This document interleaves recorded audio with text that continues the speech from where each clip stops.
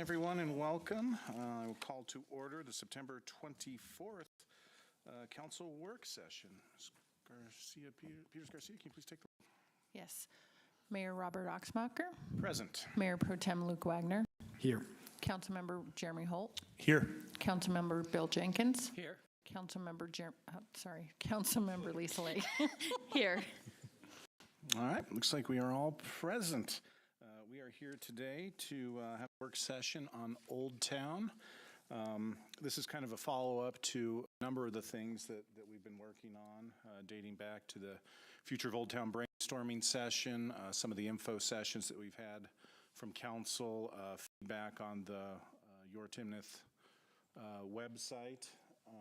And so I appreciate Ms. Graves kind of putting this together for us today. I know a number of staff members will be assisting.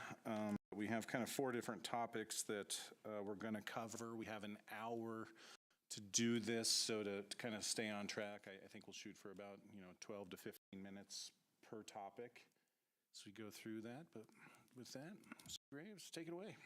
Thank you. So we were thinking we'd kind of drive through all of the slides and then we'd save the discussion for the end. And Kim and I will be guiding you through this discussion. So the purpose of this work session is to follow up on the feedback from the June brainstorming session and online survey and get council's direction on next steps. So without prioritization of our efforts and some consensus of an action framework, it would be difficult to make meaningful progress in Old Town. Each of the action items we're going to discuss will require staff time, possibly consultant effort, policy support, and legislative action and/or funding to complete. So your feedback on where you would like us to spend time and resources is critical. A little bit about our methodology for developing the 4 topics. So we gathered all responses from residents and grouped them together, similar ideas or suggestions. And then the feedback naturally clustered around a few central themes, such as economic development, infrastructure improvements, and community organization. We then looked at the clusters and determined actionable topics for council to address. And those topics are economic development, town-owned properties in Old Town, infrastructure improvements, Timnath Parkway, and Old Town Steering Committee. So economic development was a recurring theme in the feedback and is also addressed in our comprehensive plan. Our plan calls for encouraging private investment in Old Town, developing economic or land use incentives to attract businesses, and creating a comprehensive economic development strategy. So to advance this initiative, we believe our economic development toolbox should include the following: a clear roadmap to guide us, an assessment of development barriers along with solutions to overcome them, expansion of incentive programs, sufficient staffing and resources to ensure successful implementation. So before taking any action, the town must first identify the key industries it wants to attract in order to strengthen and diversify the local economy. Potential target industries could include advanced manufacturing, creative sectors, healthcare, hospitality, energy, and others. So during this assessment, it's crucial to prioritize diversification, especially as we see the retail sector evolving due to shifting consumer preferences, competition from neighboring communities, and continued growth in online shopping. We also believe that an economic development strategy should be closely aligned with land use planning. And this is due to the town's revenue and long-term fiscal health that are largely shaped by the type and scale of development that occurs. So I've displayed the commercial framework map from the comprehensive plan to highlight the areas designated for non-residential development. And as you can see, the land is finite. They're not making more of it. So we need to be strategic in how it's used. So I just wanted to note we've received several inquiries about using some of these parcels for storage unit development. So I think we can all agree that won't really generate jobs or the revenue streams that would align with our economic goals. But we need something that really says that. So current initiatives, the Community Development Department will be updating our comprehensive plan soon. And we have a key focus on establishing a framework for economic development. So this update will be pretty high level, and it will provide an overview of opportunities to diversify the local economy, attract new businesses, and support existing ones. And one likely outcome of this update will be the recommendation to conduct a more detailed economic development study. So that would include some things like a market analysis, business recruitment strategy, a retail sector strategy, and so on. So I think what we're asking you today is general feedback on this current direction and whether you feel any adjustments are necessary. The next action item is to examine development barriers and find solutions to remove them. So the first area we'd like to focus on is our regulatory framework, the codes that guide development activity. We'd like to create provisions that would provide a more flexible approach to development regulations that are more tailored to Old Town's unique context. So these standards should establish clear baseline minimums, but allow for creative flexibility that supports the overall identity of Old Town. And then regarding infrastructure, when the Old Town drainage improvements were installed, the pipe was sized based on the development conditions at that time. So as a result, if a property were to increase its impervious area, which increases runoff, mitigation measures like on-site detention would be likely. So this requirement really conflicts with our goal of promoting a more compact development pattern and can become a barrier to investment and redevelopment in Old Town due to higher costs. So Old Town would benefit from a regional drainage facility, and the Public Works Department has included a line item in the CIP to assess Old Town's drainage systems and expand some of the storm sewers. So now onto incentive programs. We currently have an existing small business economic development program. The intent of this program is to support the startup and growth of locally serving small businesses in Timnath with strategic incentives.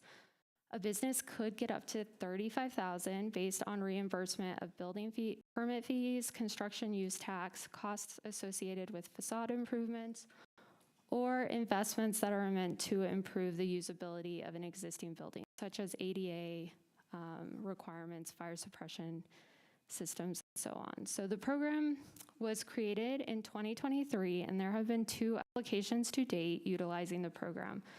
One in 2023 for about $7,200 and one in 2024 for $7,000. The 2025 budget has allocated $100,000 for this program. So first, we're recommending that we monitor the demand for the program. Low demand might indicate that people are unaware of it. So in this case, we'd want to focus on better marketing, or it could suggest that the time of redevelopment isn't ideal. We'd also like to explore other incentives, such as expedited development review process for Old Town projects, and investigate alternative funding mechanisms like tax increment financing to support development and infrastructure improvements. The final action item under economic development is staffing.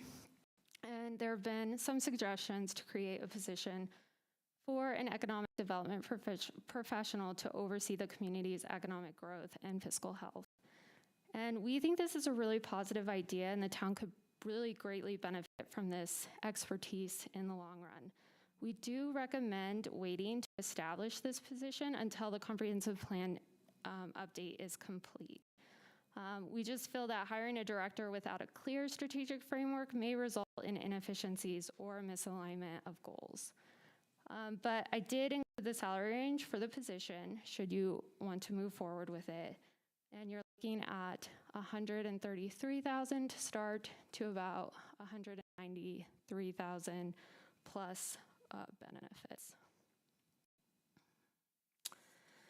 So The second topic area is town-owned Old Town properties. And the key question I guess we need to address is, what should we do with these properties? And our proposed action items are designed to guide us towards finding that answer.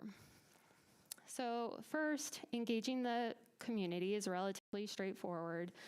Essentially especially with the upcoming citizen survey, we can leverage. So the challenge really lies in determining what specific feedback we're seeking. So whether it's preferences for the future of these properties or whether the town should retain or sell them. The second action item involves having staff investigate interim uses for the town-owned properties if there are no immediate plans to sell them. So potential uses could include community gardens, pop-up markets, temporary dog parks, or even a temporary pump track for cyclists. The goal would be to make productive use of these spaces, activating them with temporary amenities that engage the community while long-term plans are developed. The next option is to conduct a feasibility study, and this study will enable the town to make informed decisions based on data rather than assumptions. So it would help ensure that all development scenarios align with the needs and expectations of residents and stakeholders, and confirm that investments in these properties are financially and socially viable. And so this is just a sample scope of work we'd be looking at. So you'd be looking at analyzing site conditions, conducting a market analysis, financial feasibility, engaging the public, evaluating the options, and then a recommended action. And then lastly, our preferred option is to create a comprehensive plan that really integrates the various elements such as public spaces, streets, land use, and design guidelines into a cohesive framework. Downtown revitalization is a complex challenge that requires a multifaceted strategy. And so having a plan that helps us make meaningful progress towards our common goal, which is a thriving core, is our recommendation. So I went ahead and conducted just a very brief visual survey of Old Town to highlight potential opportunity sites. And my criteria, very loose, focused on underutilized lots, parking areas, lots whose current uses do not align with the vision for Old Town, and I was just really pleasantly surprised by the amount of land, particularly around the railroad area. The highlighted yellow areas indicate private properties, which total approximately 16 acres, while the town-owned properties encompass 18 acres, resulting in a total of 35 acres. So this visual representation illustrates the potential that can be explored and defined in a neighborhood plan. Additionally, when considering the streets and railroad, opportunities become even more exciting, and I'll let Kim talk about streets.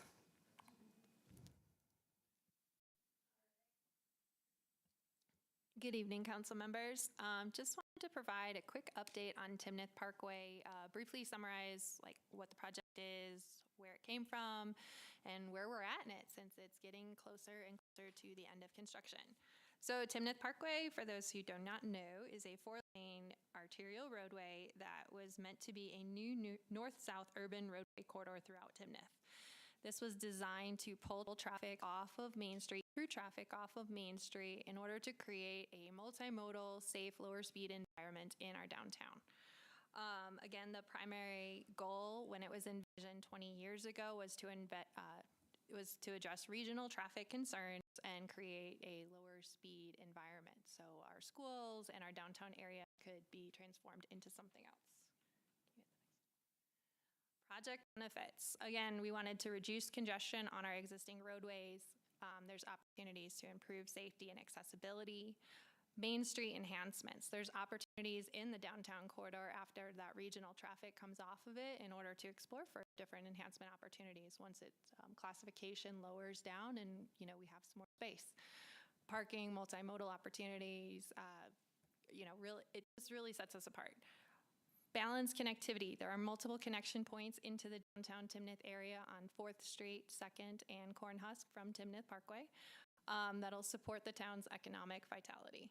Regional traffic flow, again, we're pulling our through traffic off onto our 4-lane corridor, so anyone that was planning to go north-south is going to continue to stay north-south. This aligns with our transportation master plan, comprehensive plans, and all of our other plans. The Timnath Parkway also has dedicated bike lanes, on-street bike lanes, which will have buffered bike lanes. So again, we can provide safe transportation for all users. Just a brief project history. Again, this project has been a key component of Timnath's long-range planning for the past 2 decades. It first showed up in the 2002 Comprehensive Plan, again as a way to balance that regional traffic, and proceeded all the way through and has shown up in each transportation master plan and comprehensive plan all the way to the current day. The town has continued to prioritize this project through each of those planning processes, in addition to the land use and planning and zoning process that the project went through.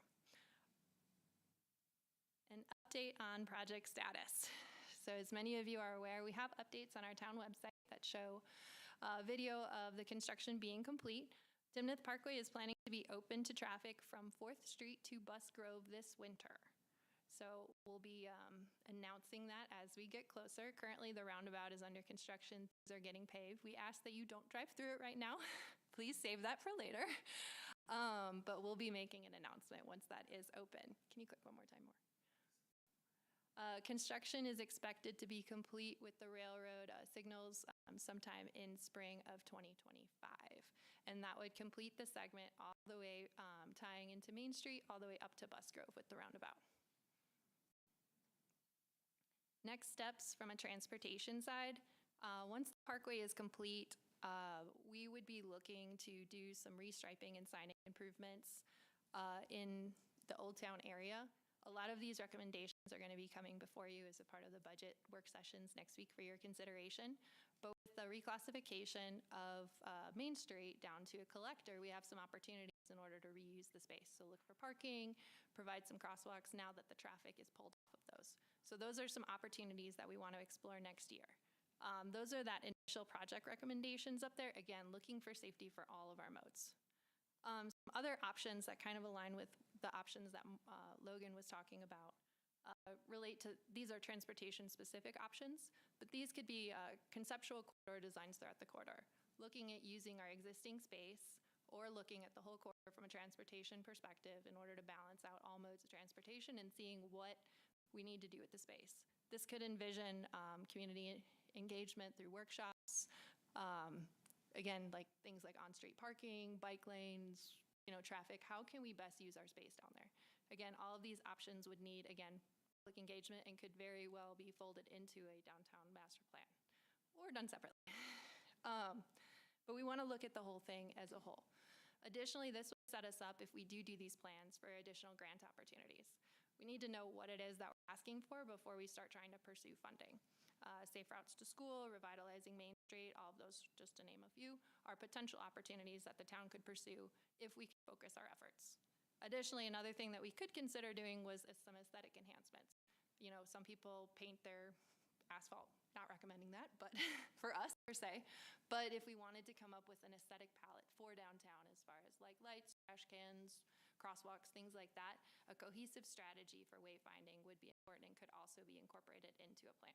So again, all of these items could be completed separately for transportation or very easily could be folded into a more comprehensive downtown master plan.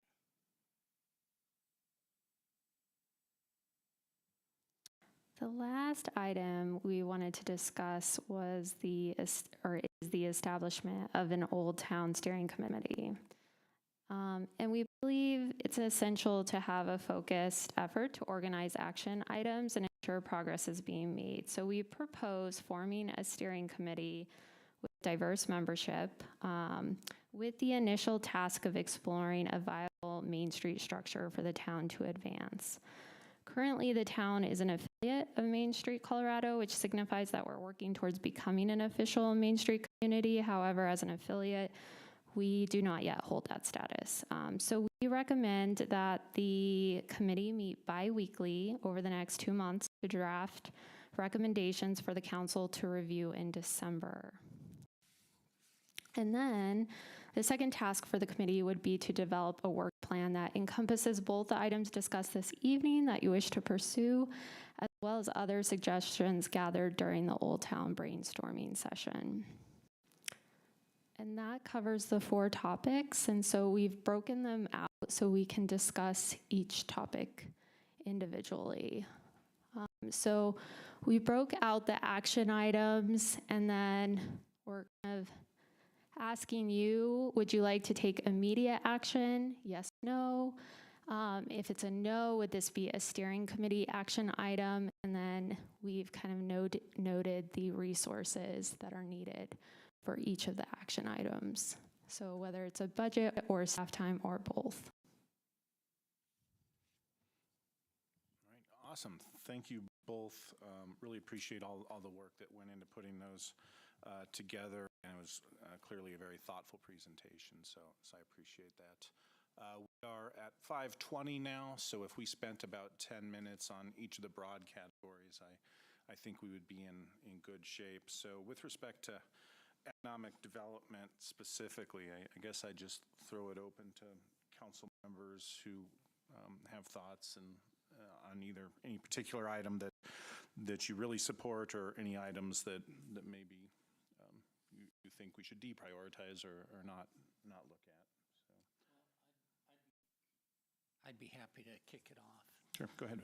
On economic development, since I'm a strong proponent of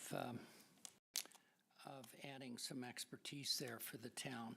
I do like the idea in developing the comprehensive plan of really having the right economic development plan before we hire a full-time person. I think that makes a lot of sense. That being said, I think it would make sense to maybe engage a consultant in that area with expertise to help with the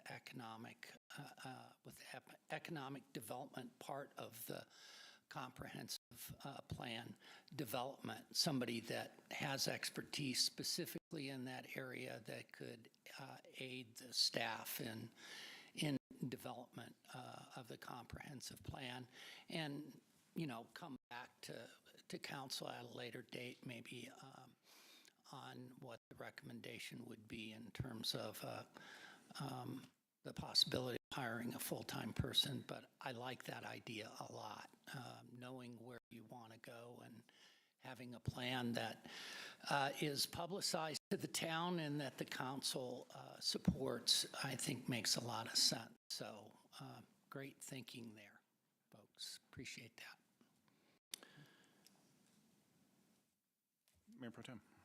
Thank you, Mayor. So looking through this, I guess just going down the grid here, my thoughts of kind of a steering committee action would be to put the monitor market existing small business economic development program, as well as investigate other incentives. I think that's a great thing for a committee to put together, so that they can bring those ideas back to us. I don't claim to be the expert, but I think a group think like that could be really beneficial to the town and the council. I do like the idea that Councilman Jenkins had kind of that comprehensive plan update before we deploy that position. I'm still a little just trying to figure out help with the map, and so thank you to figure that out. I just want to make sure we give them good guidance, and so I think that comes from that economic development framework. And then last on here, kind of the 2 other items, examine code and recommended adjustments. I'd put that as an immediate action, as well as investigate opportunities for regional flood control. So putting those kind of on the top, because I think we all have to bring this forward at the same time. So I'd put that as like immediate action for, obviously, with the budget for 2025. So I think really the only 2 things I would suggest out of this going to the steering committee would be the small business and the incentives. Councilmember Holt. So, not a whole bunch new to add. I think both great ideas. Originally, my thought would be, it's kind of hard to put a comprehensive plan in place without somebody that's experienced, like a potential staff member. But Councilmember Jenkins, great idea of having part of a steering committee that could potentially have that consultant or expert sit in those meetings to maybe moderate and guide, so it just doesn't go different directions. I think that comprehensive plan with some guidance would be an immediate action for me as well. Steering committee, to be, potentially even involved with that, putting some of that groundwork together. I guess part that maybe was a little bit of alarming was just the ultimate cost. I think I had a much smaller number in my head for that position than 193,000 with benefits. Kind of want to become a economic development. That's the person. top end. Yes, We don't have to start there. Right. So, but still, let's make sure we, as a committee and community members, give that person, once they come on, a pretty firm direction on where to go. So we're not spending a lot of time recreating the wheel. So I would say that's immediate action would be that comprehensive plan with guidance from the community and staff and a consultant to put that action into place.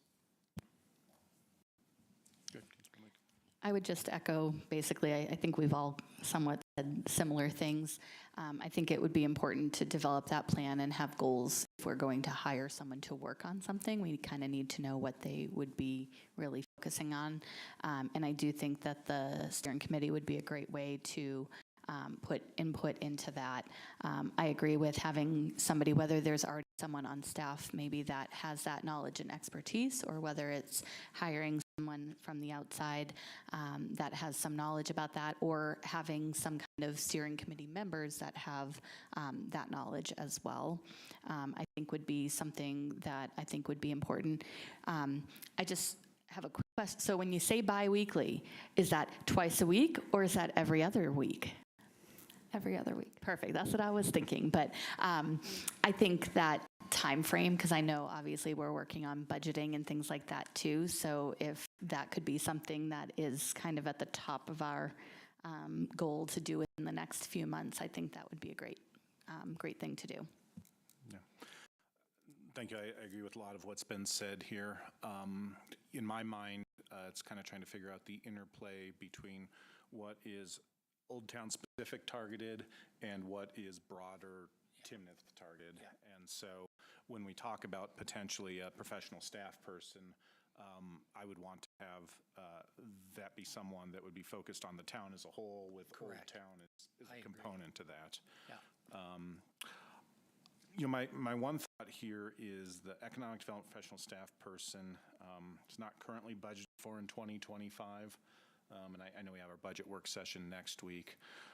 I'm wondering if we could look at doing something like not budgeting for a full position, but budget for a half a position that would maybe give us some flexibility to either hire a full-time position for the second half of the year, or look at hiring someone part-time, whether that's on a contract basis or if it's taking an existing staff member and making it part of their job.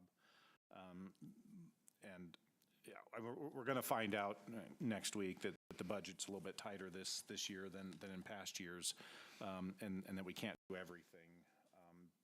But my thought would be see if we can make something work there. And then, some of this stuff, it's like you need to have an updated comprehensive plan before you can look at amending your zoning codes to comply with that. We do have a current comp plan that gives us some guidance that does say we should be prioritizing Old Town. So I think we can move some of this stuff forward, but it does make sense to get the comp plan updated. Yeah, I have one other comment. I spent some time looking at the current comprehensive plan, also what's been put on the town website with regard to updating the comprehensive plan, which I think is very well thought out.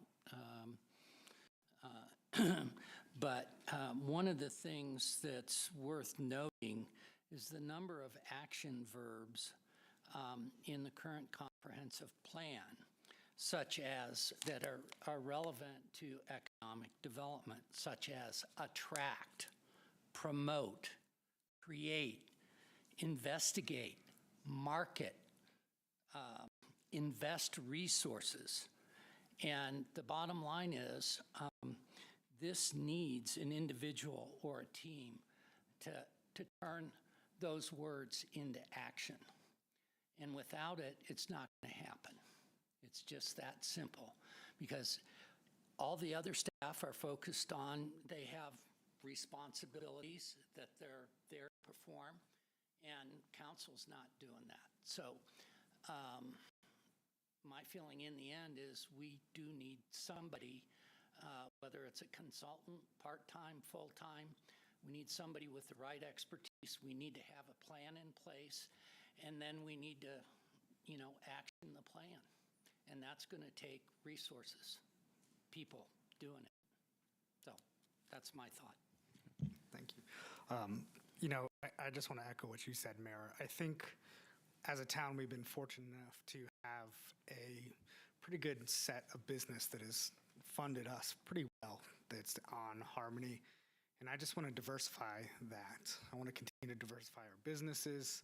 And I do think that there has to be that look to Old Town, because the same businesses that are on Harmony are not going to go into Old Town. So I would think that looking broader, and if it's a consultant, if it's a staff member, I just want to make sure that we're doing a good job diversifying our tax base.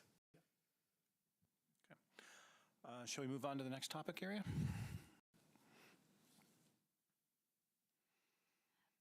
We also left blank spaces if we missed anything and you'd like to add. But okay, this is town-owned Old Town properties. Right. And, we do have a number of properties in Old Town. There's the fire station property that we had previously gone under contract on, and that did not work out, and so we're holding that to figure out what to do. And then we also have the property at 4th and the Parkway that is a real potential opportunity, as well as some others. I did have a quick question, Logan. On your map, you had orange and yellow. Orange was town-owned properties, yellow was privately owned properties. Is that correct? What were you envisioning in terms of the potential of those private properties, and strategically, kind of what would that look like?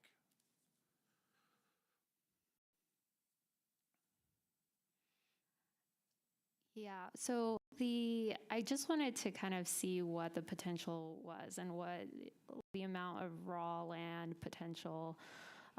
But I think we're seeing more places start to integrate the railroad into their planning districts. So instead of turning your back on them, they're really incorporating them as this kind of complete street system.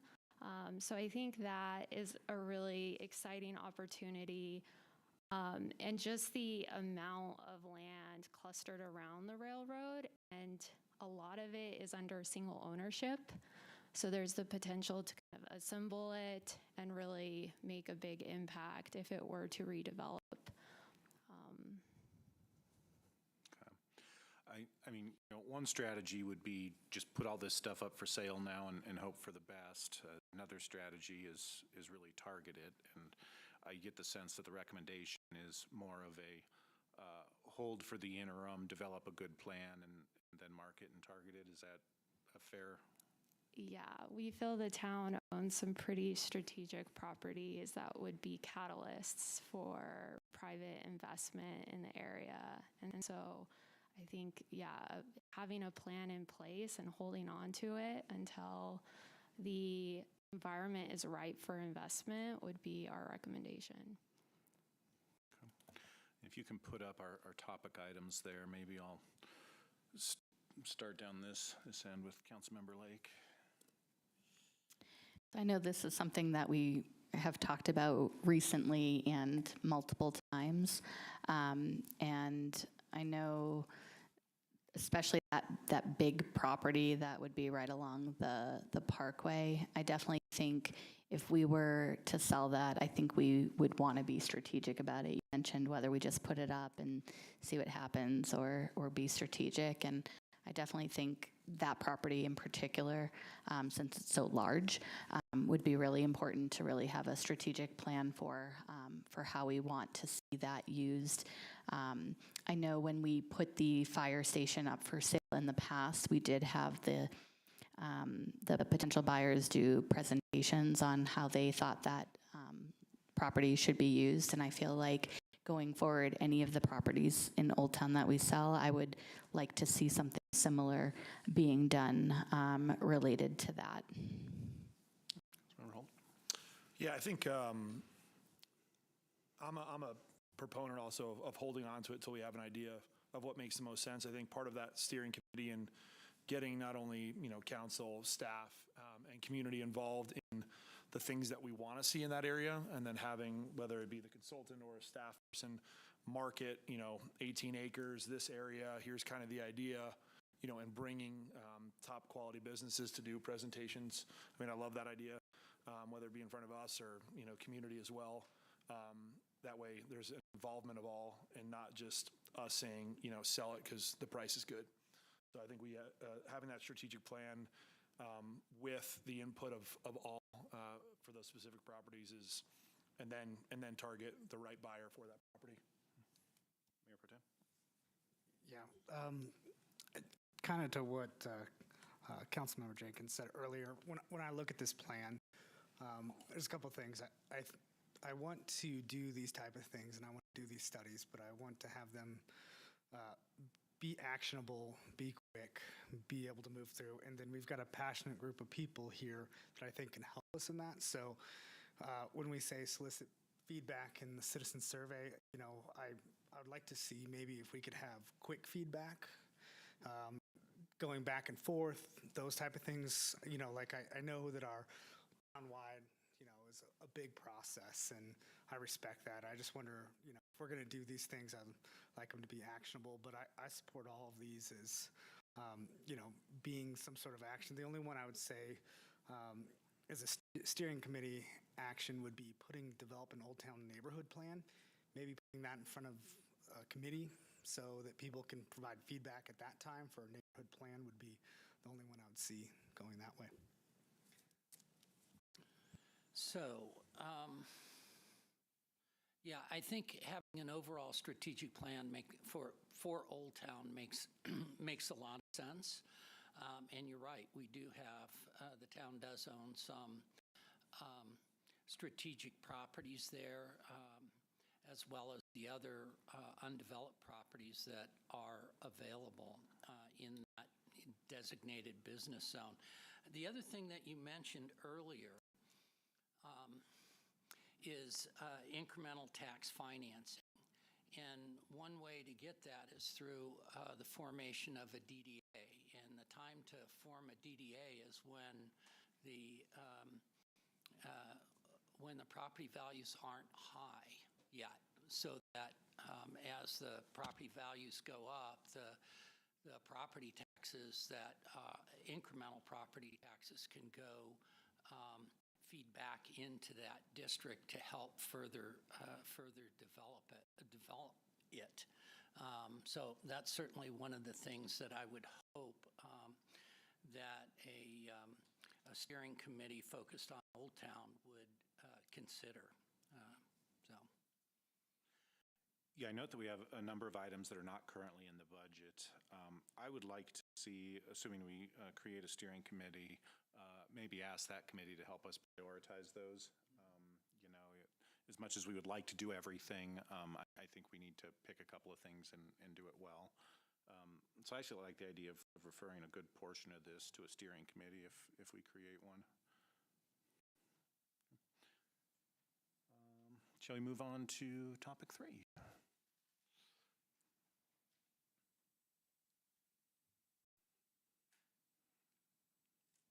Infrastructure improvements.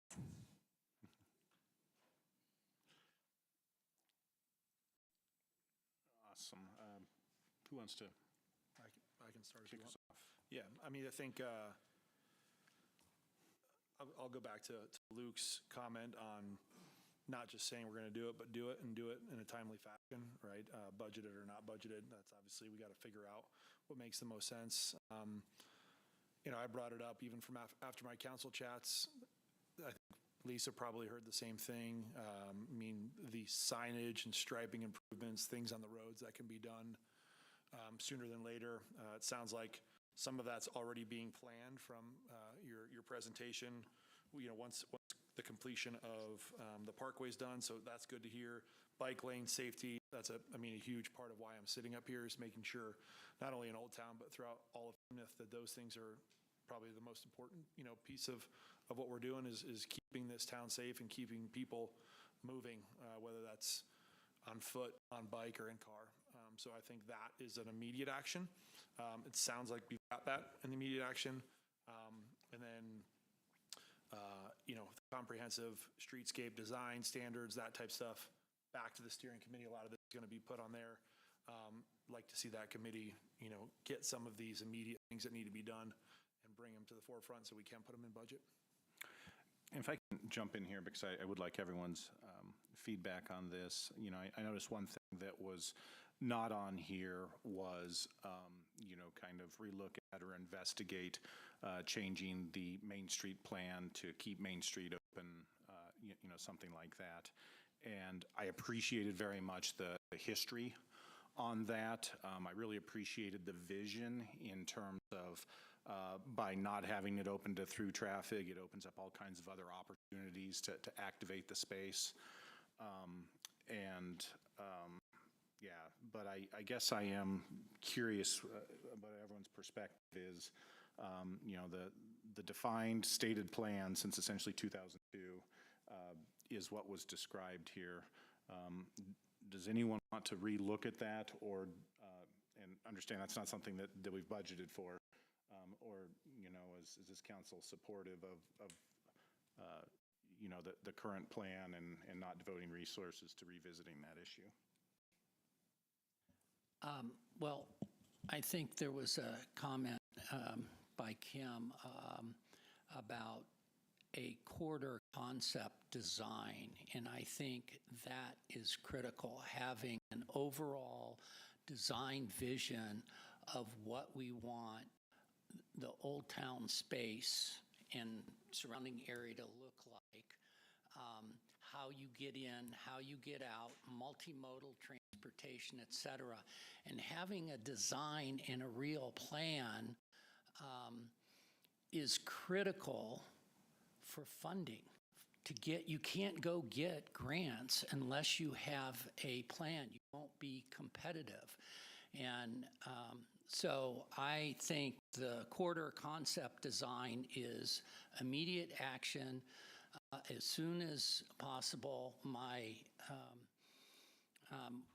experience so far with the NFR MPO suggests that there's quite a bit of money out there for multimodal transportation from state funding, that if we were strategic and invested the money in the right kind of planning, that we would be competitive for a number of those grants, and it wouldn't be coming out of our budget. Now, many of those do have matching fund requirements of various amounts, but I think it would be very smart for us to invest the money and effort and staff time in the planning process that would then make us competitive for additional funding.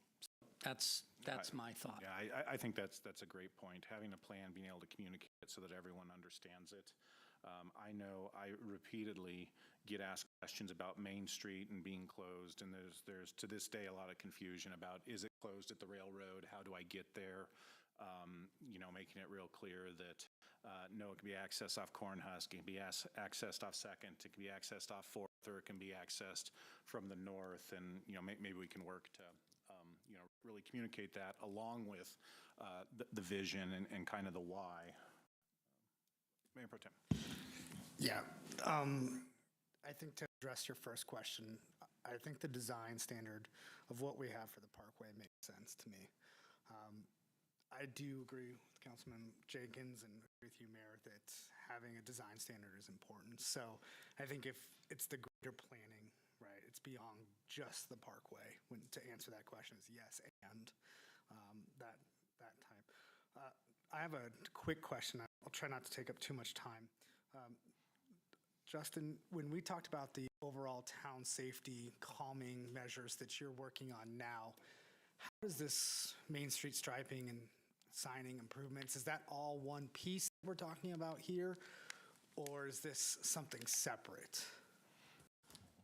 So I'll start at the high level, and I'll let my expert, who knows more than I am, who got the grant, follow up. But so when we do the safety grant, it's going to be town-wide. But of course, the downtown is also, part of the town, so there would be look at that, and it has its special needs and special, look at that, especially on the multimodal aspects. So that would just be part of it, and then a lot of that would be just research on finding where a database on where we have accidents or potential accidents. So it melds in with the other strategies we have as far as, and we'll be coming to you on the 8th on a traffic calming policy, which could be downtown and other parts of the town. And then also the pedestrian crossings, which is a big thing, would be potentially here some crosswalks that could be put in once the parkway goes through. Okay. So it's multifaceted that we're already working on. So hopefully that answers the question. Yeah. I have the expert here that. No, that's perfect. These aren't separate of each other, right? Is that what I'm hearing? Yeah, they're separate, but they kind of work together. Okay. So, yeah. Okay, perfect. Thank you. That's perfect. So, yeah, I agree. I think Main Street signing and striping improvements, that looks to be something I want to budget in 2025 where we can and move forward. And then I do agree with maybe putting the two other items in front of the steering committee. Councilman Lake. I won't waste too much time reiterating what some of you have all said. I tend to agree with everything that you've said. As far as your question related to the parkway, I feel like we're going in the right direction. I know I drive to Timnath Middle High School often. I often take Main Street. If I could have a way around that, I would love to be able to go around it. I don't know anyone who would stop going to the places they go to in Old Town just because they can't take Main Street off Harmony. So for me, I don't see a negative or a downside to that piece. And I agree with Jeremy about really looking at the safety features within Old Town. I see during my drives, I often see people walking their dogs, walking along kind of close to where the railroad is, and there's not sidewalks in certain areas. I know it's private property, so I understand some of the challenges related to that, but just kind of looking at what can be done just to make sure that the Old Town is as safe as possible. I also think some of this safety will improve when less traffic is on Main Street, so I see that as a positive to the parkway opening. Jeremy, do you have anything else? No, I think the presentation hit it on the head, just to answer your specific question. I mean, it's one thing if it was brought up 20 years ago and not revisited, but it seems like every time we revisit this plan, it's consistently on there. I think it's going to be a great safety feature. It still allows several points of access into Old Town, so I don't think that'll hinder it. And as some of those properties, right, looking at your map, that kind of border that too, that'll potentially drive even more people down into Old Town from that parkway, which maybe wouldn't if the road still went through. So I think sticking with the plan that has been in place for the last 20 years is the way to go. And just for the record, I also support the plan. It makes perfect sense. I think to undo it would require a lot of budget and would take us backwards and actually be counterproductive to advancing what we're trying to do here with Old Town. I love this design palette concept. I love the idea of creating an identity that we can market and have unique Old Town. And so obviously that'd be a great thing for the steering committee to be a part of, but I think that's a fantastic idea. So thanks for bringing that forward. We are perfectly on time. I love it. Let's talk about the steering committee. So it sounds like this is going to be a busy steering committee. But I do want to get some feedback first on the composition. So I kind of put an idea up on the screen. So if you could talk about that first, and then we could go through the items. Great, thank you. And I'll kick it off and give it to folks. I think it's important to have Old Town representation, but I also think it's very important to have Timnath-wide representation. So I appreciate the mix that you put in here.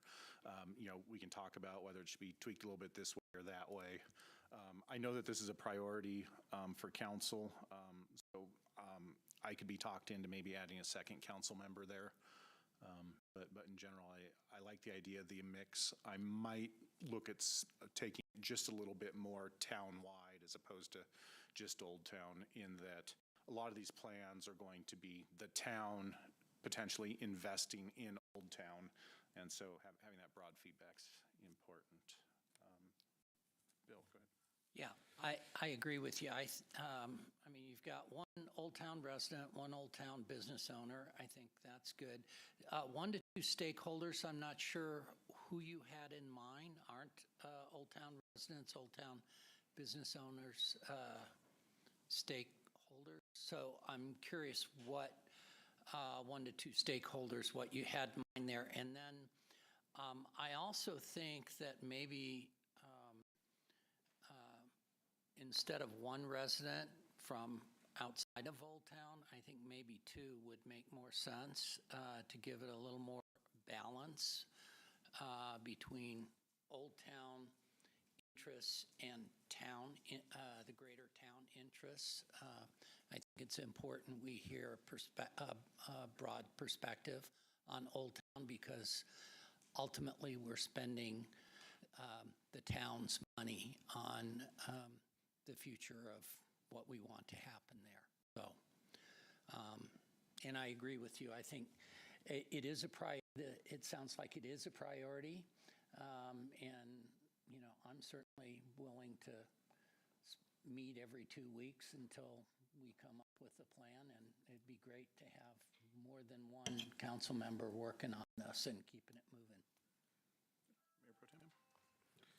So I support the idea of having 2 council members on the Old Town Committee as well.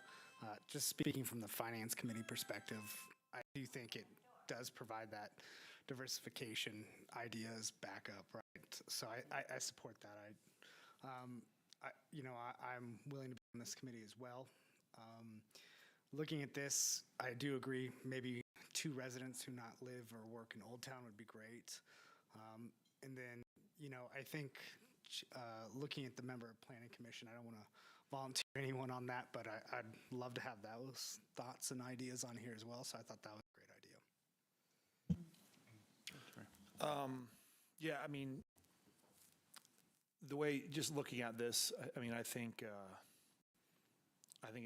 it looks great. I honestly think, without saying, hey, you know, come all and have, you know, 30 people in there, I think having a spread of residents from, you know, Wild Wing to Timnath Ranch to Harmony to Old Town, obviously, so getting a good spread throughout the entire community would be great. So, you know, even a couple more community members, so some extra input. I'll also have no problem being on this committee as well. So whatever that looks like, or however we decide that, I think this is an important piece, and frankly would love to be part of making that Old Town a special place that it needs to be. I agree with adding maybe another resident outside of Old Town. And I would also suggest that we define that stakeholder one, like Bill was mentioning. Maybe if we want to have somebody with retail or business background, or some kind of development background, or whatever we kind of want to prioritize, I would list those specifically out, so that, I mean, anyone on this list is a stakeholder, really. So I think whatever we want that part to look like, I would just try to make that clear. And I assume we'll have a process where interested folks can apply. I don't know if maybe our charge can, you know, express a desire to have a broad spectrum of representatives, give as example things you've listed, but then based on the applications that we get, you know, be able to make appointments. And the reason for that is, you know, let's just say, this is unlikely, but let's just say we don't get an Old Town resident to apply. I wouldn't want that seat to, you know, not be filled. All right, we got 5 minutes. What do we got left?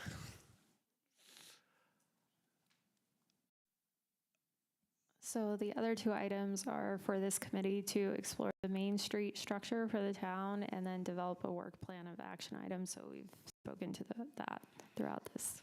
And when we say support the Main Street structure, that's kind of upping our involvement in that program and kind of formally jumping in. Right, to become a candidate community. Yeah, I think we should do that. I mean, they have a lot of expertise that if you up your involvement with them, they can be a lot of help. So, and what do you know what the costs are associated with upping our involvement? So they have technical assistance grants and scholarships, and their grants do require matching funds. So I don't know specifically the dollar amount, but we could get that to you before the budget session. Yeah, I think it's, important to consider any cost, but I suspect the benefits far outweigh any costs that are there, and especially if we're going to get very active with doing things in Old Town. Once we come up with the plan, they're good at helping us come up with the plan, but also then implementing, and we may have the ability to get grants for some of that implementation from them if we are a full-fledged member. Get a head nod. Is everyone just supportive of this? Great. Okay. My one question is, we're affiliated now, but what does it take, just so we know, to become an actual member instead of just an affiliate? Yeah, so the application process would involve like a steering committee, a board would need to be formed. There would need to be an MOU with DOLA, Colorado Main Street, and the town. And then a work plan and strategic plan Okay. are necessary. One more question. So do you envision the steering committee being formed before Main Street structure moves forward, or are they at the same time? I think our idea was to form the steering committee, and then they would explore what structure works best for the town. And then, yeah, if they kind of become the Main Street committee board, that could be a possibility, or they could form another, I guess, Main Street Okay, thank you. board. Okay. So some of these other discussions we'll have a chance to bring back up in the budget process, and so I don't think we have to get to exact answers there. But I'm wondering, are we able to walk away from this session to give staff clear direction to move the formation of a steering committee forward and start to put some structure to that and look at what application will look like and some of that? Okay. What else do you need from us? I think that's it. That's great. Thank you. Very good. Thank you. Thank you all. Very well done. Appreciate that. Very good. Well, we'll adjourn here in a second, and then let's plan on reconvening at 6:05 for our regular meeting. We'll be adjourned.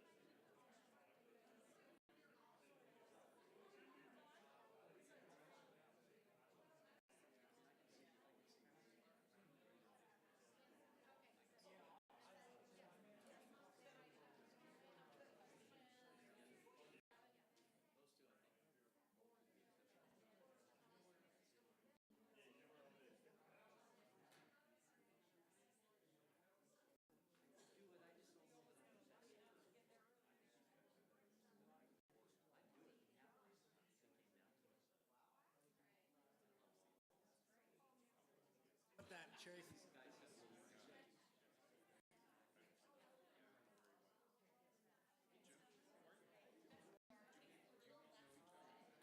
and I have a compromise down.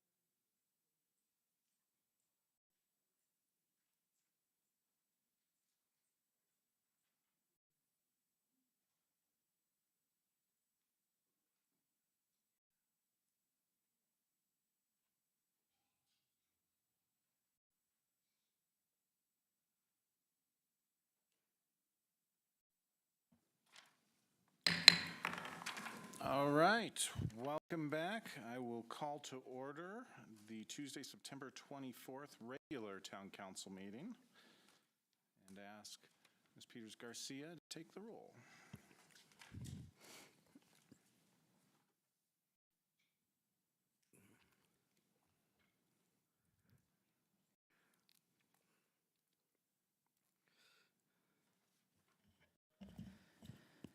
Mayor Robert Oxmacher, Present. Mayor Pro Tem Luke Wagner, Here. Councilmember Jeremy Holt, Here. Councilmember Bill Jenkins, Here. Councilmember Lisa Lake. Here. All right, very good. Looks like we are all present this evening. Council, are there any requests to amend the agenda? Seeing none, we will move on now to public comment. Public comment is an opportunity for members of the public to comment on items that don't otherwise have a scheduled public hearing.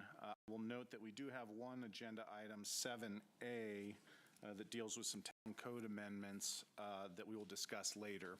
If you want to speak on that item, please wait until we call that specifically. It looks like we have 3 people signed up today for public comment. So I'll invite you up. I ask you to give your name and address, and then you will have 3 minutes, beginning with Pete Meyer. All right, going once, going twice. Very good. We'll move on to the second on our list, Irv Christie.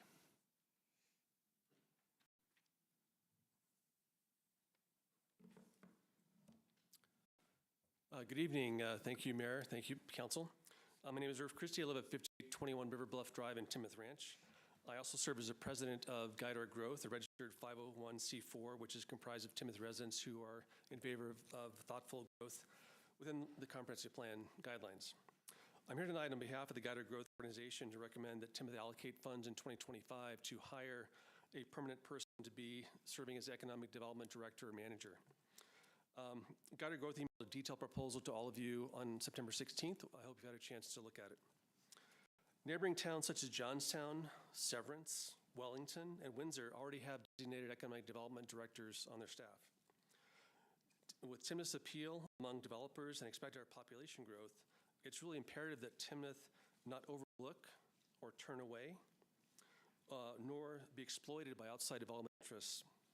In a mid-sized town, typically between 5,000 and 25,000 people, this position really plays a crucial role in promoting the town's growth priorities, enhancing the business environment, providing a named business liaison for developers, and improving the overall quality of life for residents. The town's tax revenue is and will continue to be heavily driven by commercial investments, as you know. In 2023, about 90% of Timnath's tax revenue came from commercial sources and only 10% came from residents. To keep pace with population growth, and a cohesive strategy is really needed to attract businesses and ensure Timnath remains a great place to live and do business. The revenue impact to a community is clear. During her tenure as Windsor's Economic Development Director, Stacey Brown raised over $700 million in community investments, brought in nearly $650 million in business investments, retained 1,400 jobs, and added over 3,000 new jobs. You may be wondering why Timnath should have a designated economic development employee. The current growth forecast projects Timnath's population to be about 30,000 people by 2040, or nearly the size of Windsor. A designated professional will ensure commercial development aligns with the long-term priorities established in the town's comprehensive plan. Secondly, a recent Forbes magazine analysis of 480 cities in Colorado rated Timnath as the 16th richest community in the state, ahead of well-known communities like Cherry Creek, Niwot, Louisville, Erie, and Lone Tree. We're a desirable demographic that businesses should be attracted to bring businesses here. Finally, doing a high-quality, challenging development requires expertise and a hands-on leadership. And just as hiring a Parks and Development Director was set as a priority, so too must hiring an Economic Development Director or manager. The proposal includes a set of recommended priorities and responsibilities and specifics on how other communities have actually implemented this same role. We recommend that you hire this person now and let them help build this plan, the framework that was discussed in the previous work session. If you have any questions, please reach out to me, and we're happy to help. Thanks. Great. Thank you, Mr. Christie. Appreciate your comments. Next, we have Wade Fickler.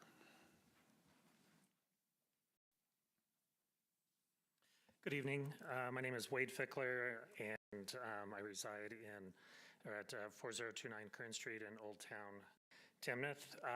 I wasn't planning on speaking tonight, but I'm just so moved by what just happened that I had to jump up here and say thank you and show my appreciation for the positive engagement tonight around the future of Old Town.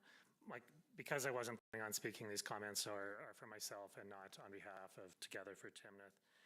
Just 3 quick points that I'd like to make.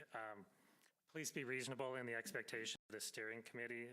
As I understand it, they'd only be meeting 4 times, and the first meeting would probably be an organizing meeting, and then before they could even get down to business. And so I would say that perhaps the real value in a steering committee would be its longevity, that it would be ongoing after we become a committed Main Street program, and that those first 4 meetings, we should be really reasonable about what could happen in those. Nonetheless, I think it's a great idea.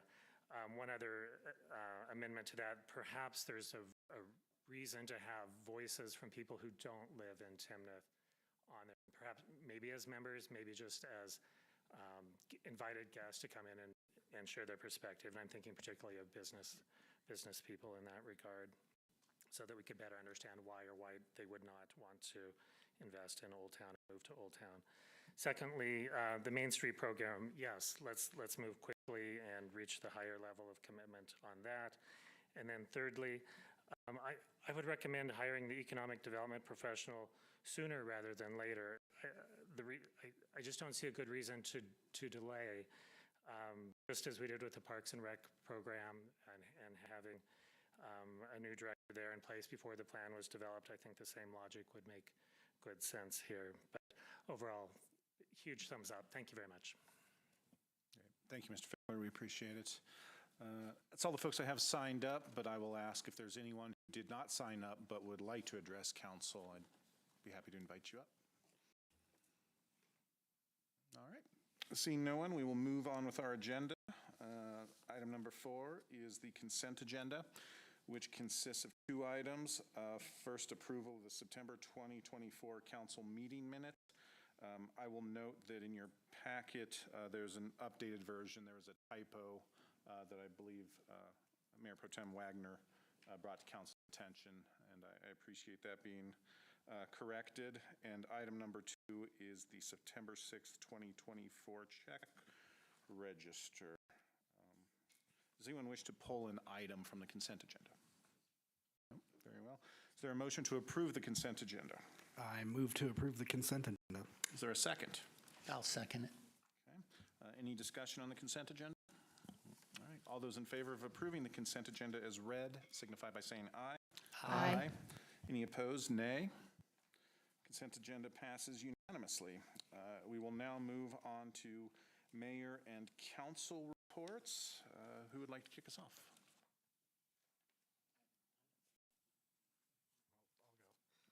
I just want to say I'm super excited for the Fall Festival this weekend. I know everybody has their favorites in the festivals, but I like the Fall Festival the most. So I'm super excited to get out there. And, I think there's going to be a lot of vendors and artisan markets. So I'm excited to get out there, and I hope everybody in town will join us. Great. Thank you, Mayor Pro Tem. Any other updates? I just wanted to, first of all, thank everyone today who attended the Timnath Pulse broadband groundbreaking. This is super exciting. The future is now, and there will be a lot more information coming out, but the plan is to have our first residents started to be lit up by the end of the year, starting to have service. Obviously, it'll take several years to get all of town, those who want to be to subscribe to it on board, but we made a huge step today in that groundbreaking. So thank you for everyone that attended that. I will also note that next Monday we have a council budget work session that starts at 3 p.m. So we will get into the nuts and bolts of the 2025 budget there. And then also next Monday, beginning at 6 p.m., I will be doing a council chat over at Timnath Beer Works. So please drop by with your questions, comments, concerns. I look forward to speaking with folks there. Anything else? Nope. For those sports fans, Friday night, if I'm not mistaken, 4:30 at CSU, Timnath football. I don't even know who they're playing. Just go Timnath football. Wellington. Wellington. Yeah, so it's a good battle. But I think it's all middle school and maybe middle school and high school, but all middle school sports that won some kind of championship throughout the year are being recognized on the field. So come root on your Timnath High School and support all the champions that we have produced, my son being one of them in golf. So we'll be there and we'll be cheering. Great, thank you. We'll move now on to staff reports, beginning with finance. Ms. Gagliardi, anything to add? Mm-hmm. And we're going to have all kinds of questions for you next Monday. So we'll, unless council has any burning issues, we'll give you the night off on that. Very good. Next, we have Public Works, Director Stone. I have nothing to add either. Council, any questions on his report? Okay. Community Development, I don't see. Nope, Scott's there, hiding in the back. All right. Director Robinson, no news is good news? All right. Council, any questions? All right. Parks and Recreations, Director Castle. Just wanted to point out that the Pro Survey should be hitting mailboxes this week if you haven't received so already. So when you get those, please fill those out.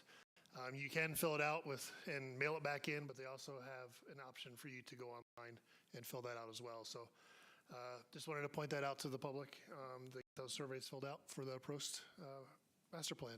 And then after I hit send on the report, we did get some positive E. coli tests out at the reservoir. Not many people using it. You have to wade through mud to get to the water, but we did close down all water-related activities. We stopped staffing it, which was the plan all along this past weekend, and we're no longer issuing reservoir permits, but it is still open for non-water related activities, so people can still walk and hike and birdwatch. And now that we're asking residents to not use the new trail because it's not ready yet, even though it looks like there's concrete from basically Wild Wing almost to the dam. So it looks inviting. We ask that people stay off that for another couple of weeks. So. Thanks. Mayor Pro Tem, did you have a question? Great, thank you for those updates. And when you say we got a positive E. coli test, that was bad news. Yes, that is a negative. All right. Great, thank you. And then finally, Police, Chief Jones. Nothing to add, Mayor. Very good. I did have one question. Thank you providing the numbers as usual. I saw that last month we had 4 assaults in the town. I'm just curious, are any of those anything of note that the community ought to be concerned about from a safety perspective?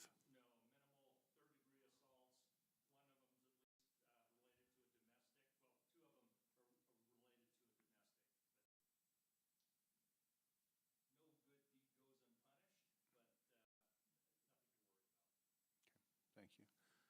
Council, anything for Chief Jones? All right. Then we will move on now to our regular business items, beginning with business item 6A.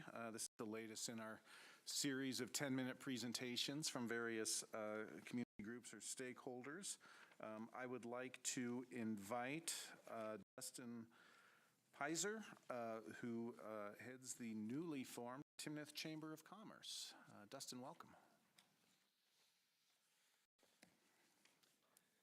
Thank you, everyone, for having me.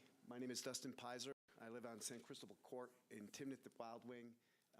My fiance, or now my newly wife, as of 4 days ago, and I moved here about 3 years ago, and it was really exciting to see the potential of this town and how beautiful it is and all of the things that could be as part of this town. So very early on, we met with the town on a number of concepts and ideas, from wine bars to shared working space to even the thought of a chamber of commerce. One of the key points and interests of ours was to have the real estate in which to do these things. We wrote an early offer on the firehouse with a vision of bringing that wine bar. We had communications with some folks who have a wine bar in Fort Collins, and so just ultimately weren't able to put it together at the time. And so in the middle part of last year, opened up the conversation again with the town to discuss a chamber of commerce, which wouldn't need that real estate and could be done virtually. And considering all of the growth and the number of homes and businesses coming in at the time, we felt it was a good time to bring that in. And so with the backside of last year coming into the early and beginning parts of this year, when I realized that I was ready and willing to lead the hall and put the pieces together to do this, we started setting up meetings beginning May of this year, scheduled monthly meetings that essentially were to go through the end of the year, just to lay the foundational pieces of a chamber, get the community involved at whatever level they were willing to participate at the time. They went very well. They did get a little dry to the backside, but as we hit our most recent meeting, we realized that we have a chamber, and to talk about it wasn't something that was as important as we thought to lead to a proper release in January. So we've essentially completed building a committee of 10 leaders within the chamber, those who are willing to participate at whatever level in which to stir the pot and get the conversation going. We have a number of members in which joined organically. There's been very little marketing for membership, and our push in the near future here is to begin to do that. Going back to that, the town has been nice enough a number of times to give us the space here at the open meeting room. Susan is amazing. If you haven't met Susan here, she's just one of the best and just amazing to communicate with. But it would be fantastic to have space, although not necessarily a requirement, particularly for the chamber. However, going back to the firehouse, I asked council in the town to consider maybe a revisit of our initial offer. When we had written that offer, we weren't prepared necessarily for the adjacent mobile home property that was in conjunction with that at the time. So we have three concepts in which this could work. One is the purchase, perhaps. There's a lot of moving parts with that, whether it's Crystal and myself or a joint venture. Or there is a lease option in which the town can give us the opportunity to have that space with maybe a tenant finish of, I've been in that property and I suspect it's $125,000 perhaps to line it up and make it a place in which people can work, or donate it to the Chamber of Commerce with a promise that we will bring in a art gallery, museum, small retail, and welcome center and primary office of the chamber in which we can hold our events in the future. those are three options in which we could have that space. Just recently, we were put in position to acquire Timnath Neighbors magazine. Some of you may get that. It hits about 50% of the population here in Timnath. As we know, as residents here, Timnath does an amazing job with their marketing. Their brand is really good. I can't imagine how much they spend to hit every house and every P.O. box with those mailers. Fall Festival being one of them, and just everything else. You guys just do an amazing job. We have the concept of a sponsorship of that Timnath Timnath Neighbors magazine of approximately $7,000 a month, which would essentially then hit every house in Timnath and allow you to leverage that magazine to spread your message in a way that might be more feasible or cost-effective in the future for when trying to promote upcoming events or go in conjunction with the happenings of the chamber, whether it's new members or our educational events, which are monthly, or happy hours, which are monthly, or small business highlights, any number of those things. That is Timnath Neighbors magazine. So the third thing, and it is funny because the gentleman before spoke of the Economic Development Committee leadership positions, and I too agree with that. We essentially formed one of our committees being the Economic Development Committee. Years ago, there was a Proposition 70 here in Timnath, which allowed for a $35,000 accessibility to a $35,000 grant, essentially, in which we thought could be a good payroll for the leader of that committee. We would have a number of people that would staff that to start. Perhaps we are not the right fit for it, but the idea of having the Economic Development Committee later be put into the hands of the town in exchange for a small fee to manage that effort going on to the near future, and perhaps later finding someone that might be more fitting, or at least let us help start that. Those are things I have to say about the Timnath Chamber. We're just getting out into the public at a more aggressive level. We did a number of Facebook ads to get people here, but I need to do a better job personally of getting out. I have a number of people who, like I said, are willing to help, but check it out, timnathchamber.com. You can email me at membership@timnathchamber. But I appreciate your consideration for these 3 points. The notes I provided are much more in-depth than these 3 here, but thank you for your time, and I appreciate the opportunity. Great.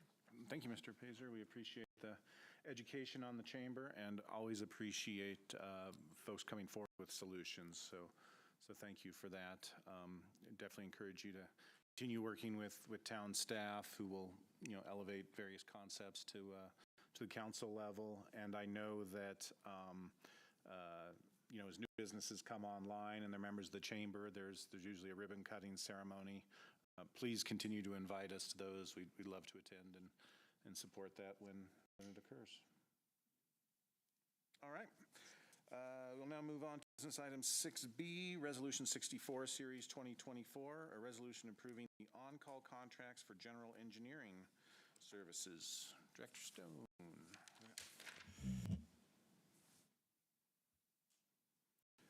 Yeah, so before you tonight is a resolution to approve the contract with 3 consultants, JUB Engineers Incorporated, Wilson and Company Incorporated, Engineers and Architects, and Roxall Consulting Group. So a little bit of an overview. So the objective was to establish a multi-year contract with the 3 engineering firms for general civil engineering service on an as-needed basis. The duration would be a 1-year initial contract. Justin? The presentation isn't showing up on our screens up here. Not on these 2. Okay. No, it's Luke too, sorry. Okay. So yeah, I'll start over. So the objective is to establish a multi-year contracts with 3 engineering firms for general civil engineering services on an as-needed basis. The duration would be a 1-year initial contract with up to 4 optional annual renewals.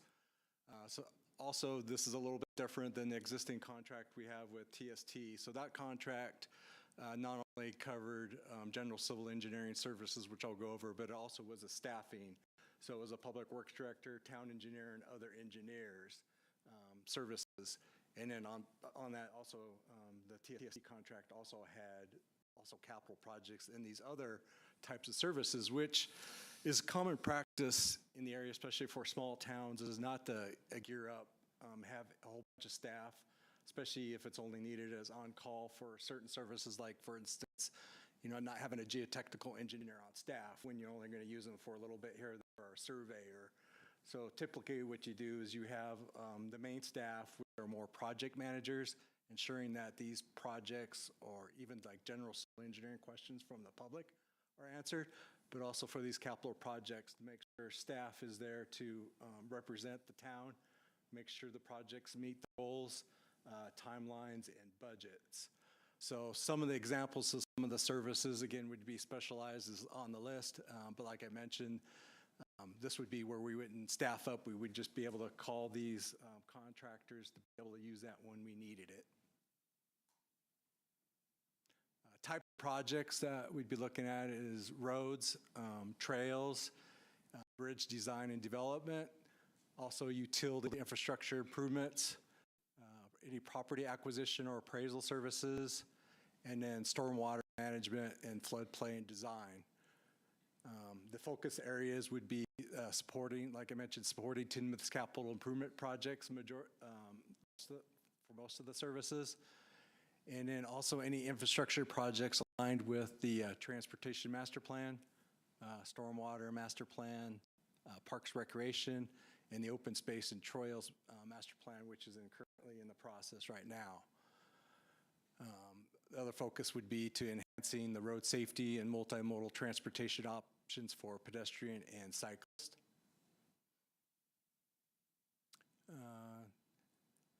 So as far as the selection goes, I want to give a great thanks to the finance department, especially Lauren, for putting this together, and also some of the staff and also other people that helped us select these.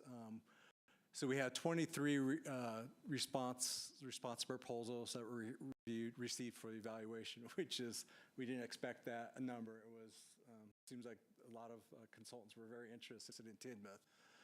And the RFP was issued in August. Like I mentioned, JUB engineers, Wilson Company, and Roxall consulting teams were selected due to their overall highest scores, and I believe those are in your packets. These firms have proven municipal on-call experience. All three firms have extensive on-call engineering experience with municipalities in this area, northern Colorado, that would ensure that they can effectively handle Timnath's evolving infrastructure needs. And also they do have a good-sized bench too, so they do have other resources, not only regionally, but also other offices that could tap in expertise as needed. The other thing that they have is the Lamar County Urban Area Street Standards expertise, which Timnath's main design criteria is based on that. So that's a big help that they already have that experience and expertise. And also ensuring that it's compliance with the regional guidelines and best practices. The other thing we do want to look for, especially as we talk about the budget, is look for federal fundings to kind of use some of the money that we do have to enhance it and increase more money coming into the city for capital projects. So all three firms are well positioned to the town to pursue federal funding and guide projects through the federal design and construction process if it's deemed that those would be good, successful candidates, projects for those. And with that, I guess, do you have any questions? Go ahead, Luke. Yeah. First, I just want to make a comment, Justin. I really appreciate that the town staff used external resources like Lamar County and the Colorado Department of Transportation in evaluating this RFP. I thought that was great. I understand not every RFP can be that way, but I thought that was excellent, and using their expertise as well in the RFP was, I again, thought it was great. So I'm just wondering here, as staff, how will you determine a project needs to go to the on-call services? Actually, I'll let Kim answer that. We're intending to use the on-call engineering services for any of the projects that are on our CIP. The town does not possess equipment like geotechnical, like drilling equipment or things like that. So any project that's on our CIP is usually larger or more specialized. We would be using a consultant team to do. Additionally, if there was as needed construction services, so say like a drainage pipe started to fail and the road started sinking, we could employ those consultant teams to get on board quickly in order to enact services. Our town staff does not have the software or field equipment in order to handle those sorts of things, which is why we employ this contracting mechanism. So those are the types of projects. Okay, perfect. Just a couple more questions. So in the mini RFP selection that you talk about in the packets, can you explain to me what the Brooks Act is and how you use it to determine which engineering firm you choose? So the Brooks Act is a federalized process that essentially allows this RFP for us to use our on-call contract in order to be able to select a consultant that would be eligible for grants. So if a project is eligible for grants, we have to follow the Brooks Act. What that means is that we're not asking for price as a part of the proposal, the contract. That we're selecting based on qualifications in order to select the best consultant. The federal contract outlines that process for us. The mini RFP is a secondary step in that process. So after this round, essentially, we're recommending the award of 3 consultants that are on call. When we have a work order come up, so for example, one of our CIP projects in the future is, completing Timnath Parkway, we would go out to all 3 consultants asking for scope of work, qualifications, who's going to do it, how long it's going to take, and then we would select one of the firms based on those qualifications. Okay. So the Brooks Act, if I heard you correctly, is just part of getting some funding to help with that? No, the Brooks Act is requirements by the federal government, and Lauren actually might be able to speak a little more clearly on the Brooks Act if you want to come up. We're going to put her on the spot, sorry. She's our procurement specialist, and she is very familiar with all of the Brooks Act, but it keeps us in compliant with our grants, essentially. Yeah, sorry. Basically, in order for these on-call contracts to be applicable for federal funding, whether we're choosing to use it or not, we have to follow all of the guidelines for all of the projects. So it's just ensuring that we can get federal funding should we want to use it. So it's following the process that we are doing it qualifications based, and that we are selecting not based off of pricing at all, and so that's going to be applicable for all of our work orders under these contracts. If that helps. And just so we know, I saw you had a 1-year contract in there. So let's say something goes south with one of these firms, which I'm not expecting, but what will the process look like if we want to add another one? Or how will that come back? How does this contracts basically allow us to add or remove in this process? At the end of each year, we will evaluate each of the firms and opt to renew their contract or not. I believe that would go before council. If one of the firms went south, as you put it, we could evaluate at that time our workload and figure out if we needed to add an additional firm. If we needed to add an additional firm, that would go back out and start the process over again through a traditional RFP process. Okay. So. Perfect. Thank you, guys. I appreciate it.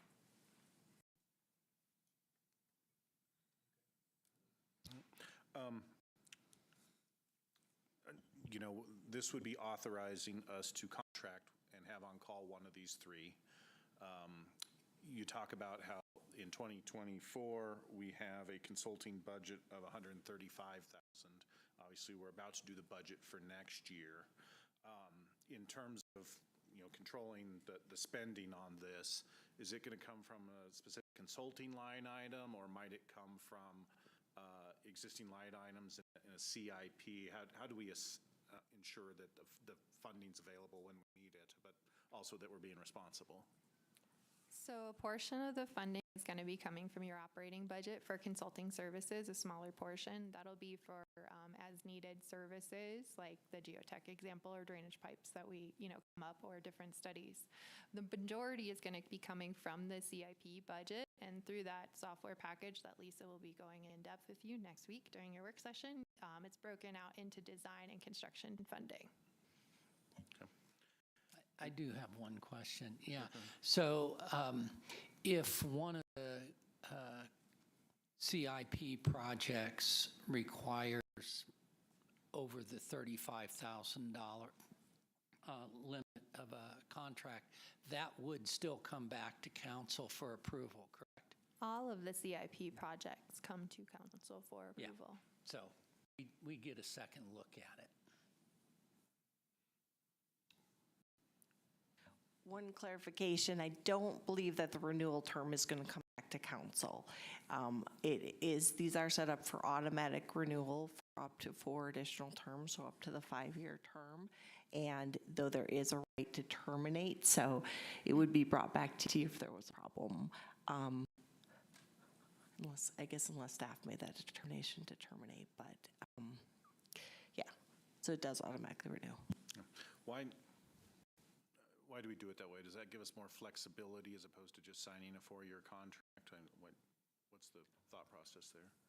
Yeah, so one of the main reasons is Tabor, because a multi-fiscal year obligation is subject to vote of the residents before you can enter into multi-year contract, unless you enter into an enterprise, unless it's an enterprise. Now, some of these projects may be through an enterprise, like a water, actually we don't have water enterprise. Most of them would be under the general fund, and so it avoids a Tabor problem. Well, the other thing too is to kind of establish networking, relationship, get used to each other, and a lot of these capital projects are more, most of them are more than a year, so you don't want to have when you start off with a project and then have to find another consultant. But it does give us the flexibility if we do run into issues or other concerns that anybody, that we have, that we could then kind of, like you said, terminate the contract, and then maybe. Another nice thing about 3 firms is that way if we run into that, we have issues, we have 2 other firms that are equally capable to be able to do those services. So we're not, like if we only had 1 firm and we had some issues, then we're kind of stuck. But now having 3 firms, that gives us a little bit of redundancy and cover for our risks. Yeah, I did want to ask that question. Obviously, we have current CIP projects in process. Would we be using these firms on those projects? Would we stick with the current contractor? How's that interplay go? Yeah, so we're actually looking at that as far as like the Timnath Parkway that we're close, potentially working with finance on. We want to see where we're at the end of the year, so those kinds of things. So there may be 1 or 2 projects like that we may want to look at retaining TST, but that hasn't been finalized. But that is something we're definitely considering. The other option is to bring somebody on board, but then again, it's the the overlap and that kind of stuff. So, but the intent would be for any new CIP projects going forward, if we can't handle it in-house, we would be using one of these 3 on-call contractors. Yeah, correct. And that's why we try at the end of the year we tried to try to separate those and not move forward on some of those other contracts, just avoid that. But some of these projects do, like I said, they're multiple year. So we tried to minimize that. We do potentially have maybe a couple projects that we may want to look at that. I will also add that there might also be some specialty projects, like when we have new parks and stuff like that, that we will still have separate solicitations for those, and they might not go to the on-calls. So we will also have services that are going to be separate from these on-calls, but these are just going to be sort of generalized services that are going on this on-call. And those would be separate RFPs that would go out for those projects. So. And that's like what we did with the bridge, because it was very, very specialized. And, yeah. Okay. Council, what other questions do we have? Staff, anything to add? No. All right. Thank you. Then I guess at this time, A motion to approve a resolution approving the on-call contracts for general engineering services would be in order. So moved. Okay, is there a second? I'll second it. Good, having moved it and seconded, we will ask if there is any comment or debate, beginning with Councilmember Holt.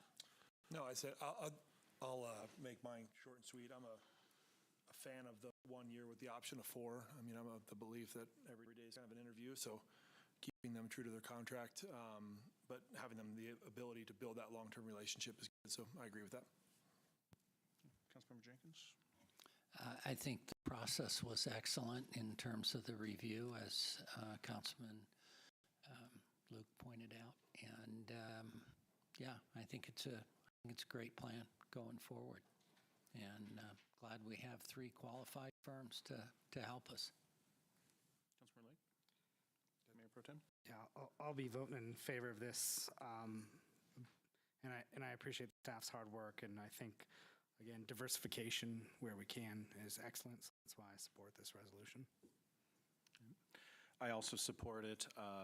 As Councilmember Lake always likes to point out, I'm always interested in the process that gets us to decisions, and I'm glad to hear that we ran the mini RFP here, that we had 23 folks respond.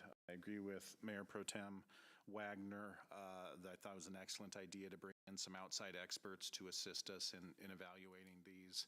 And having reviewed all the material, I do feel confident that the 3 you're recommending makes sense, and so I will support it as well. Any final comments before we vote? All right. Very well. All those in favor then of Resolution 64, Series 2024, a resolution approving the on-call contracts for general engineering services, signify by saying aye. Aye. Anyone opposed? Nay. All right. The resolution carries unanimously. We will now move on to Section 7, which includes a proposed ordinance. We already had our first reading. Today is second reading, as well as an opportunity for a public hearing if any members of the public wish to comment. So we will begin with a staff presentation. Director Castle. And this is on, Ordinance 14 Series 2024, an ordinance amending Chapter 6, Article 6 of the Timnath Municipal Code regarding special use permits. Yeah, so the issuing of special use permits is defined under Chapter 6, Article 6 of the Town Municipal Code. With the increase in requests for special use permits, because we have the park, Timnath Community Park, and also park shelters, field reservations, it made us look at this whole project as a whole. As we had a work session back this summer, kind of going over all of these potential changes. And so we looked at the current process to issue a special use permit as written in the municipal code, and we're recommending a couple changes which will allow for better management of the permitting process. So like I said, we did the work session this summer. There's a few things that were in there that we decided that either needs more time or we decided not to pursue when it comes to the special use permit. And then also we had the pros committee also take a look at this as well. So the first thing is we want to amend the definition of special use gathering from 300 to 100 attendees. 100 attendees has the potential for 25 or more vehicles, which can restrict access or does drastically come out with parking and traffic flow. So if you look at surrounding communities, Fort Collins and Laramie County do not have attendance requirements as a consideration. Windsor's at 100 and Wellington's at 50. The second one is to allow the town manager to appoint a designee to oversee special use permitting. We've kind of done that by nature as we've grown as a town. So the current approval process is solely on the town manager. But by allowing the town manager to appoint a designee, the appeals process would have one appeal that would be considered by the town manager first. Second appeal would be for council. So those are the changes around there. One, allowing him to appoint a designee, and two, modifying the appeals process to add that extra step. The third one is to increase the application submittal deadline from 30 days to 60 days It takes time to coordinate special events at our end. So we need at least a week just to get it out for all staff to review. And then if there's changes that the event coordinator needs to make, they need to have time to adapt. And so by giving us 60 days gives us more time. So like Windsor does 90, Fort Collins requires 45 business days. If it's a non-alcohol event, 60 for events with alcohol. Wellington is 16 days. And Larimer County depends on the size. So those are the three changes that we're looking at, the special use permit, which would modify the municipal code.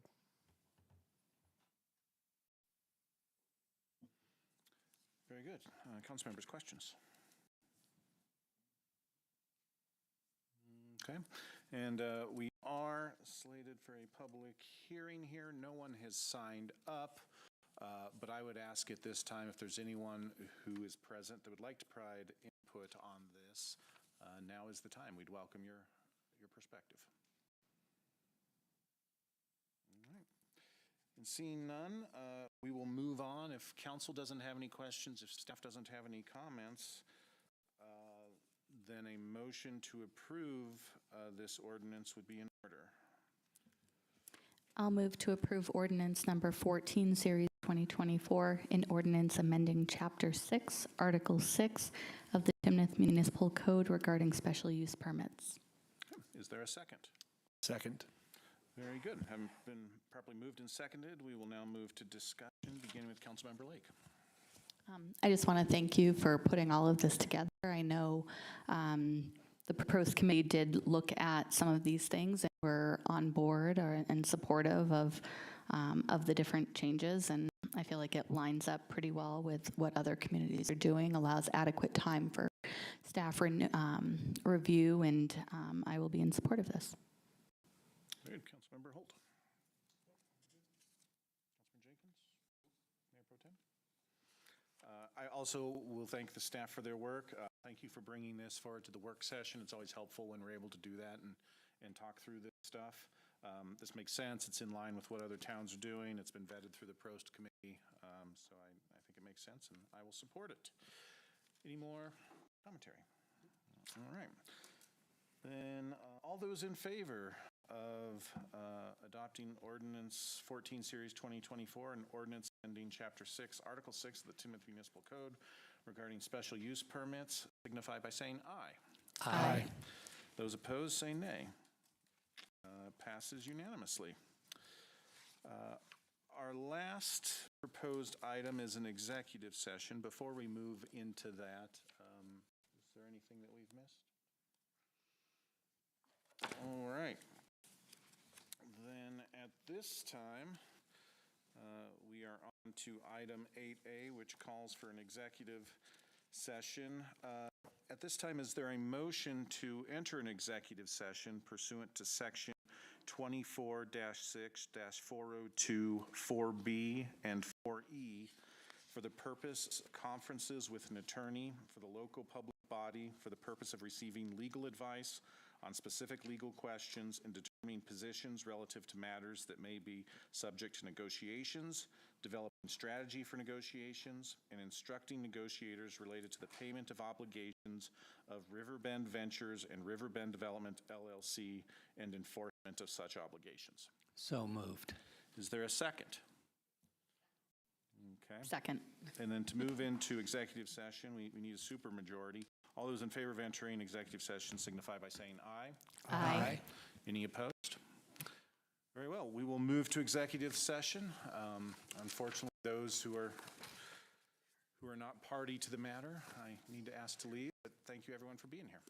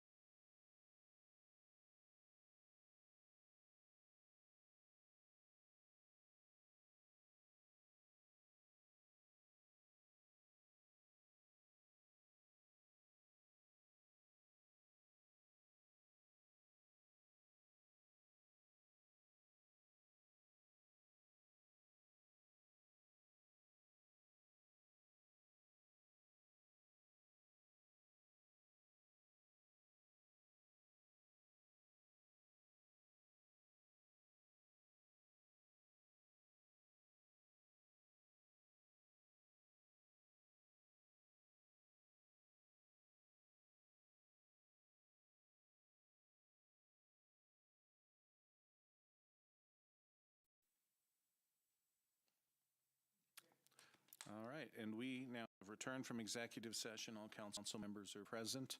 I believe executive session was our last agenda item. Council, is there anything before we adjourn? Very well, we stand adjourned.